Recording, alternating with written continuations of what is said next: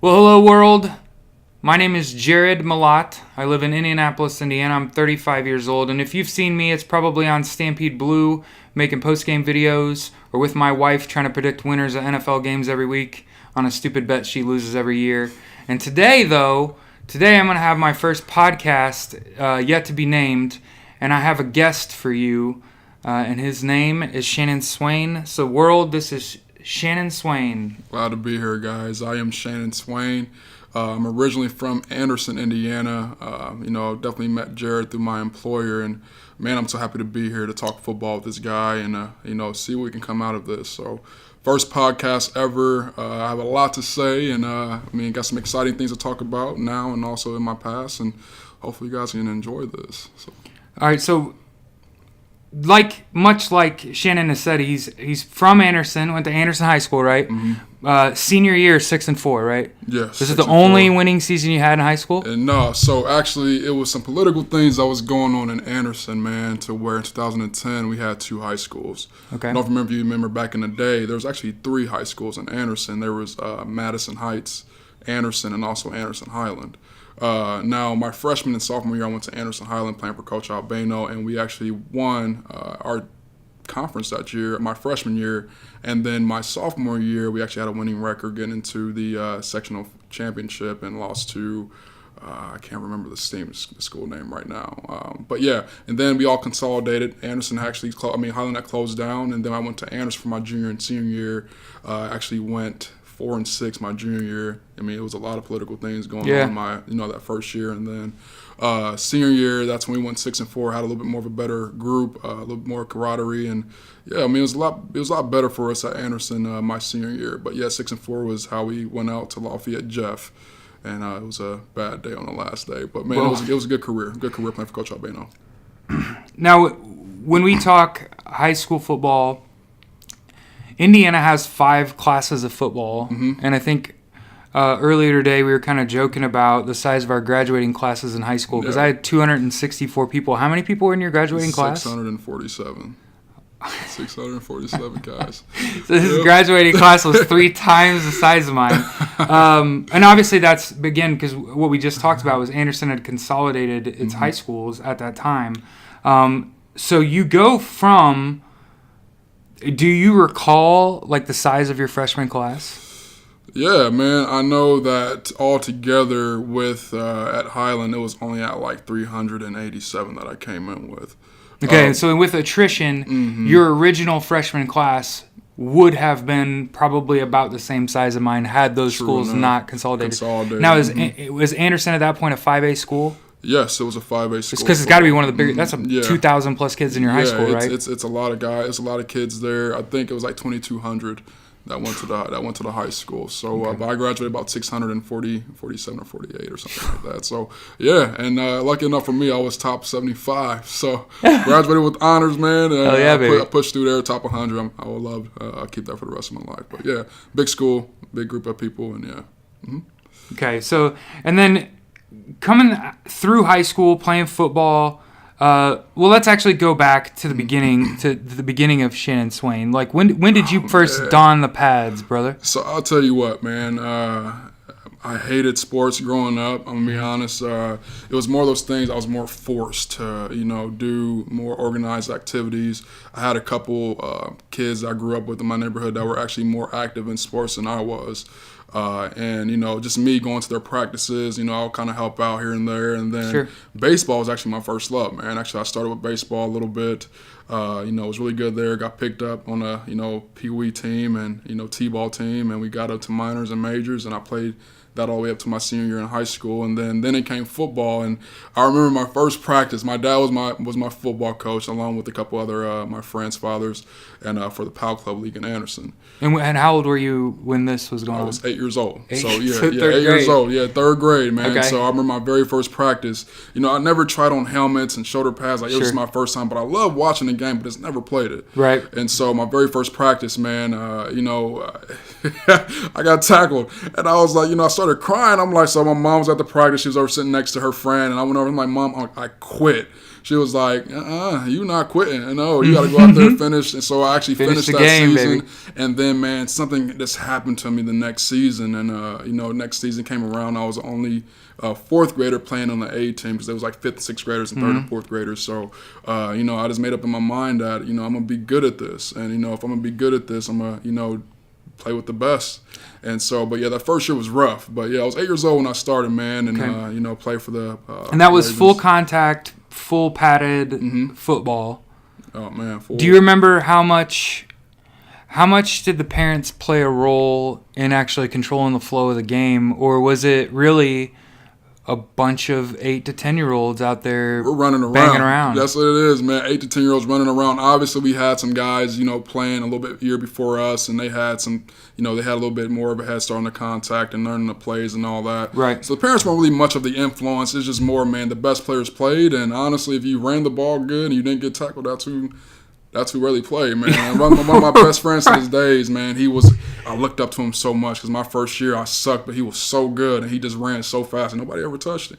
So I was like, I'm going to be just like him. He's track meet all day. Man, I'm going to be just like him next year, man. And I got up to that stand and, that next year we won the Super Bowl. So off in my touchdown, I scored the touchdown to tie the game and also the touchdown to actually win the game in the Super Bowl, man. And I knew from there on out that, this is something I want to do for a long time, man. Yeah, and then obviously coming through high school, from my research, you didn't really play in the defensive side of the ball until you're a sophomore, right? Yep, until I was so sophomore. you pretty much played running back and quarterback up until then, 100%, right? 100%. So you're pretty much being leaned on to provide the offense 100%. up until you're a sophomore in high school, and it was a coach that you highly respect, and he says, "Hey, I think I want you to play corner." Yeah. And from the film of yours that I've watched, one of the things that we acknowledge early on when we watch your film is, first of all, you're a fearless football player, and those don't exist. Love it. And you're sticking every guy you touch. It's not, I'm not tapping anybody. If I'm gonna press a wide receiver at the line of scrimmage, he's gonna know who my name. He's gonna want to know it, exactly. right? Because he's gonna be begging me to stop, knock the shit out of him when I get off the line of scrimmage. Every time I'm gonna knock you off your route. Yeah. But then you have enough short area quickness to let that guy get into his route, get into his cut, and bait the quarterback into throwing. And I can't tell you how many times I watched filming you. I'm like, I think that's the 8th time he's done that, and it's the same quarterback. Yeah. And that guy keeps taking that shot at that dig route, and you just catch up to whoever that is and just bat the ball away. And I'm thinking, like, he did all of the things on this play. You don't often see a lot of press coverage in the NFL, and I imagine that's just because it's probably a mismatch at the line of scrimmage. True enough. Most of the time in the NFL, right? Like, those wide receivers are huge. 6'3", 6'2 plus. I mean, with boxer's arms, yeah, right? Like, exactly. I mean, you even got, the Gabriel kid. I think he's playing for the Bears right now. I mean, he's probably like my size, about 5'11". Odell's 5'11". You got some short guys in the league that can actually run those routes. But I mean, yeah, it's more baiting, more of a mismatch and all that. But I just think whatever defensive scheme works well. We played with some big corners, like with the corners that I played with. One was 6'2" and one was 6'1".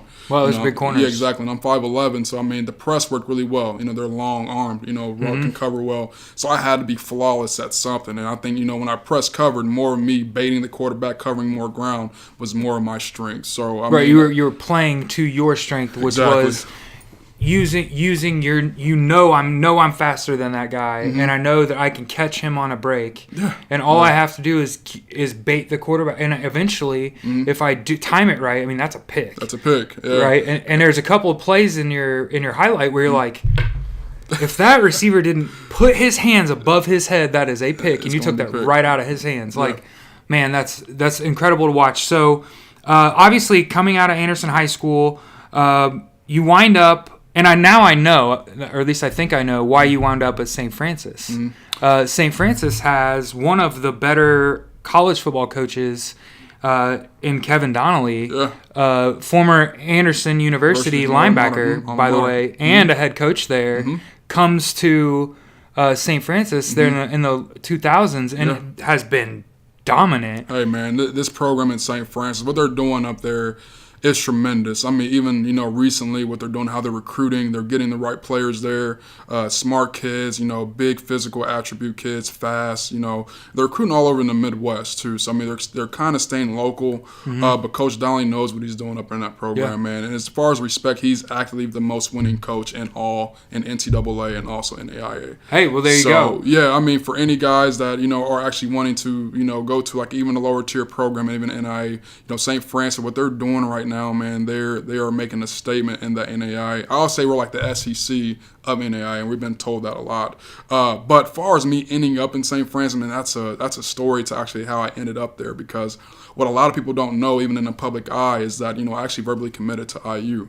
And it's Indiana University here in Bloomington, Indiana, after my junior year in high school.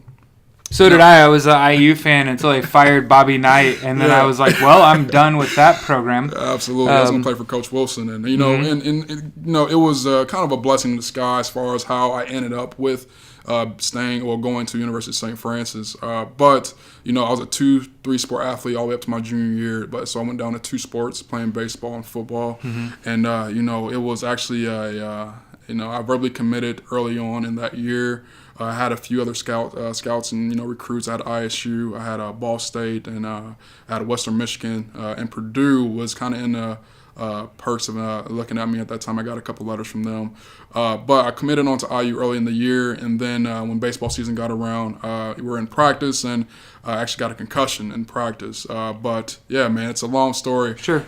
So, but I'm gonna make it short for you guys. But yeah, I got a concussion in practice. I played center field. Actually, our quarterback at the time, he played right field, and we're just doing some fly ball drills, and I'm diving for a ball, and I'm assuming that my head hit his knee. I still don't remember anything from that day.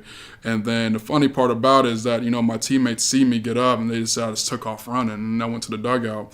I get to the dugout, people kept saying, red truck. So, I mean, I knew I was out of it at that point. I'm out of it at that point. So, and obviously protocol when you guys get a, concussion in high school, I mean, you're out for at least a week. Sure. So you're out indefinitely the next game, and you're reevaluated the other game following week.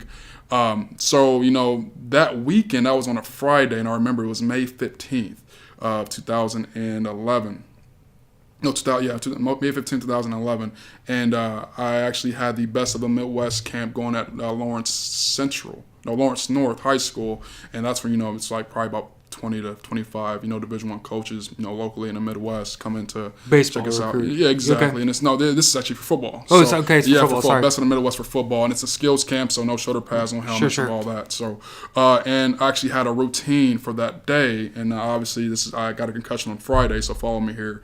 And then on Sunday was the camp, so I'm not supposed to be doing any physical activities, but this is very big for my life. Even though I already committed to IU, I still want to get some exposure out there, and so I love the game of football, and so me being a wide receiver at Anderson, and also playing defensive back, and also doing some quarterback in some of our groupings that we had at Anderson High School, I was supposed to do those 3 at the Best in the Midwest camp. So my very first play, I was a wide receiver, and I played slot and not number 1. But they had me at number 1 doing a slant, and the inside was supposed to do a 10-yard out. It's a cross pattern.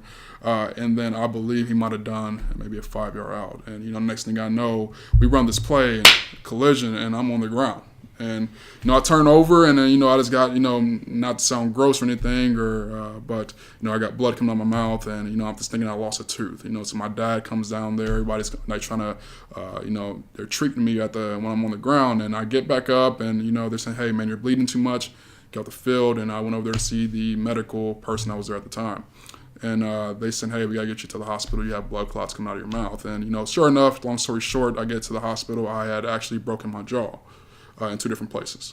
So this is all raw. I never talked to Jared about this, by the way. So I actually broke my jaw. Wow. Yeah. So a lot of 2 things have turned for an event those past 2 days of me getting a concussion, and I think it was me and being my faith. God told me, hey, sit down, but I just didn't listen. My very first play, I break my jaw, and I'm out for the whole entire summer for 3 months where I shut no physical activity. And that's the summer where I actually had I had to go to a private workout for IU, Purdue, Ball State, all the Midwest camps that I was invited to and couldn't go. So come fast circle to my senior year, I'm still verbally committed to IU, but obviously, they're not understanding if I'm going to be there or not because of my, right, and me not showing up for the private camp at IU. I mean, they just wasn't sure if to give me the scholarship or not. So I had to prefer walk on. And, as far as financial reasons, I wasn't, I have a middle class working family, God bless my parents. They worked their butts off to provide for me and my sister. She went to IU, and she went there, on some grants and scholarships for her academics.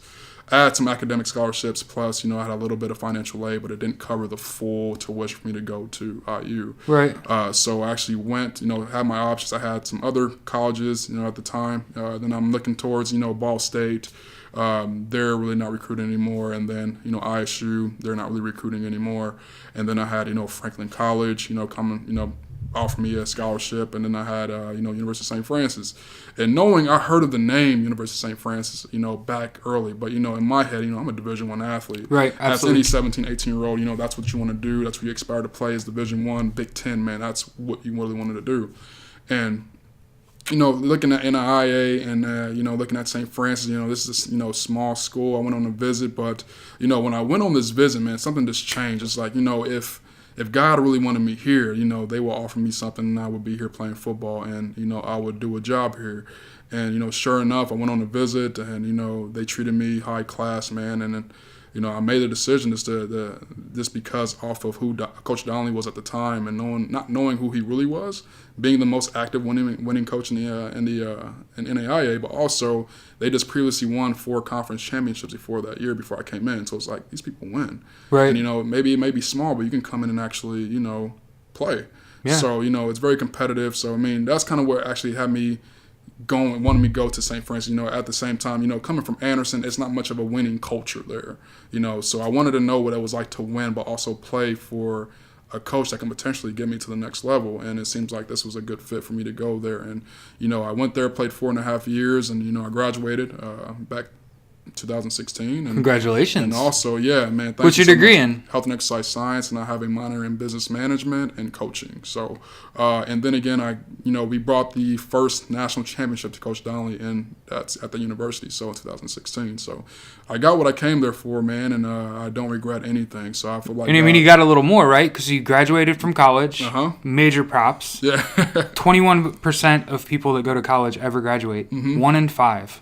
So you are a rare human, and then also to have played a sport in college is even less common. And then furthermore, you are a national champion. Absolutely, yeah. So we brought the first one to Coach Donnelly, and it was very special just because the group of guys that I came in with, man, I came in, believe it or not, with 42 people. And so that was a big freshman class. Big freshman, and honestly, at university at that caliber, that win, it's very competitive. So freshmen really didn't play, and so most of us stayed there to our 5th year, and by the time we all graduated, it was only 8 of us that was still there. Wow. Out of 42. So that group of that's guys, quite a bit of attrition for a class of people. And these guys did a lot of these guys leave the school, or once they quit playing football, they stick around and graduate? Yeah. You had some people actually got, as far as legal reasons, they got kicked off, and some people, as far as, financial reasons, just couldn't afford to go to a private school of that caliber. But, for those ones that stayed, if you didn't want to play anymore, some of them stayed and got their degrees and just chose a different path. But as far as the ones that I stayed and I graduated with and played, all 4.5 years with, man, this was a special group of guys, man, and to this day we're all still close. We still talk every now and then. We still go to some of the games and link up. But we brought that first national championship to University of St. Francis, and not only myself, I never won a state title. You know what I'm saying? The only fact, the farthest I've gotten in any sport was a sectional championship, and that was in baseball my senior year. And that's the most I ever won anything. So it just was a special moment down in Daytona Beach, playing Baker University out of Kansas, and it wasn't much of a offensive battle, but it just as far as we went through that year, who I came in with and who finished with us as well, man, it was something special. So. And you guys also went back-to-back title games, and obviously, so not only do you have the high of winning a national title, you also have the low of losing one, right? Yeah, so you lost your junior year. you guys lose a national title game, and that's obviously like a big box of emotions to unpack, right? Yeah. So obviously this has been our first podcast, and the sun went down on us, which is why we no longer have backlighting. Yeah. So what we're going to do is we're going to wrap this first episode of this podcast up. We hope that you enjoy what kind of offered here. And then what we'll do is we'll come back after we obviously change the lighting back so that you can see us. And then we'll go with episode 2. So we do thank you.